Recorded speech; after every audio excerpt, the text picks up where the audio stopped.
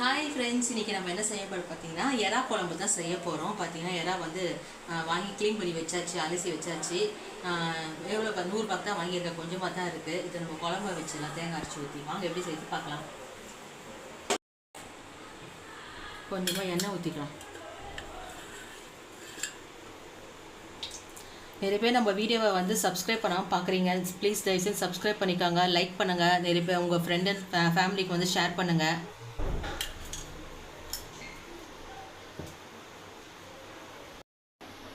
காலையில் செஞ்ச சேமியா ஃப்ரெண்ட்ஸ் பாருங்கள், நான் மட்டும் தான் சாப்பிட்டேன். பசங்க யாருமே சாப்பிடவே இல்லை. என்ன பண்ணுறது, இந்த மாதிரி வேஸ்ட் பண்ணுறாங்க.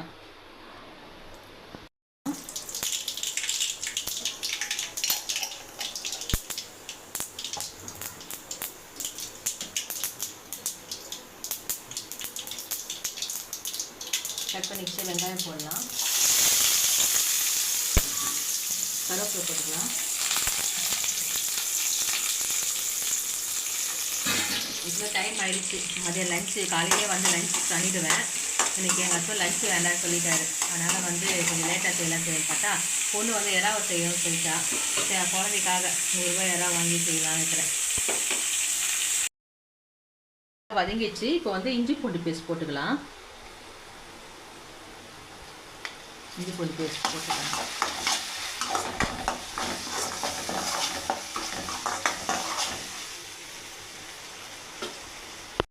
தக்காளி அரைச்சி வச்சுருக்கேன், அது போட்டுக்கலாம்.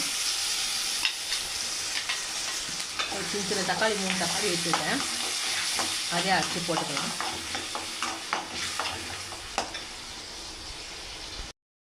முருங்கைக்காய் உருளைக்கிழங்கு கட் பண்ணி வச்சுருக்கேன், அதையும் போட்டுக்கலாம்.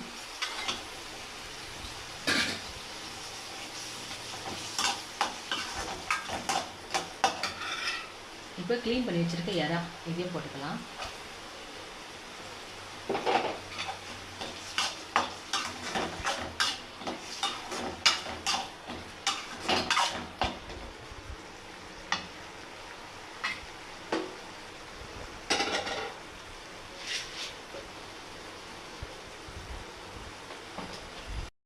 குழம்பு மிளகாத்தூள் ஒரு 4 ஸ்பூன் போட்டுக்கலாம்.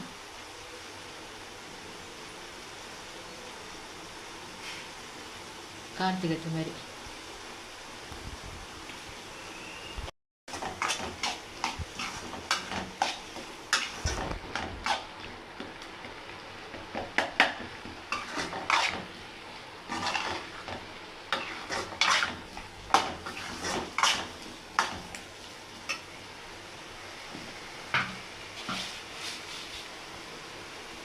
இப்போ தேவையான அளவு உப்பு போட்டுக்கலாம்.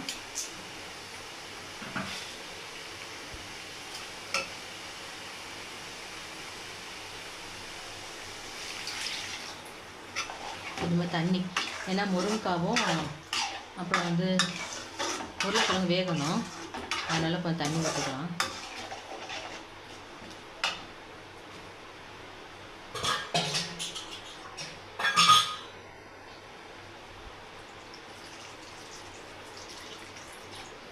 நிறைய வீடியோ போட்டு தான் இருக்கேன். நானும் 4 வருஷம் ஆகுது சேனல் ஓப்பன் பண்ணி.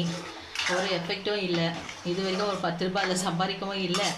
இந்த சொல்கிறாங்களே 4 ஹவர் வாட்ச் ஹவர்ஸு, அதையே நான் வந்து கம்ப்ளீட் ஆகவே இல்லை. என்னவோ இதுக்கெலாம் ஒரு லக்கு வேணும்னு நினைக்கிறேன். அது கண்டிப்பாக எனக்கு இல்லை. குழம்பு கொஞ்ச நேரம் கொதிக்கிட்டோம்.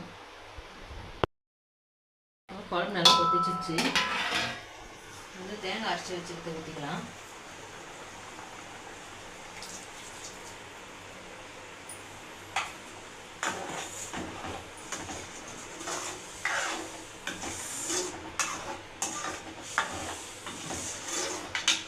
ரெண்டே நிமிஷம் கொதிக்கிட்டோம்.